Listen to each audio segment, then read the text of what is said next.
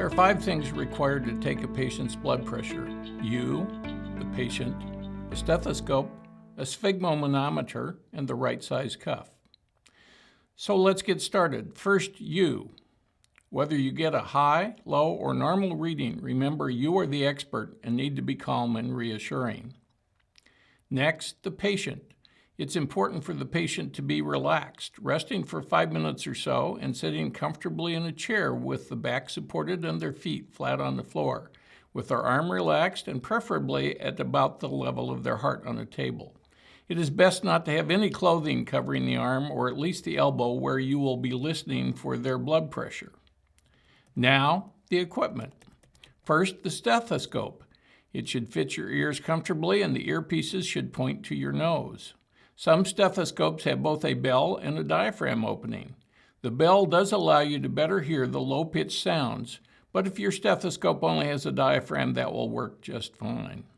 When you are listening for the blood pressure, the best place to put the stethoscope is at the elbow, just inside of where the vein is that you would use to draw blood. Next, the sphygmomanometer or blood pressure measuring device. There are many types, and the important thing is to make sure that the column of mercury is at 0. The newer and more common sphygmomanometers have a small circle or box or square that the needle should be in when there is no pressure. If yours doesn't have the needle in the right area, get a different device and make sure the other one is not used until it is recalibrated. Now comes the cuff.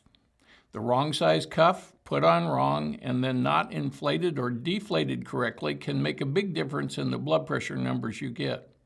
So pay close attention to the type of cuff you use. The cuff should cover at least 45 to 50% of the length of the arm from the shoulder to the elbow. In addition, it should go around the arm with enough length for the bladder or the part that pumps up to cover 80% of the arm.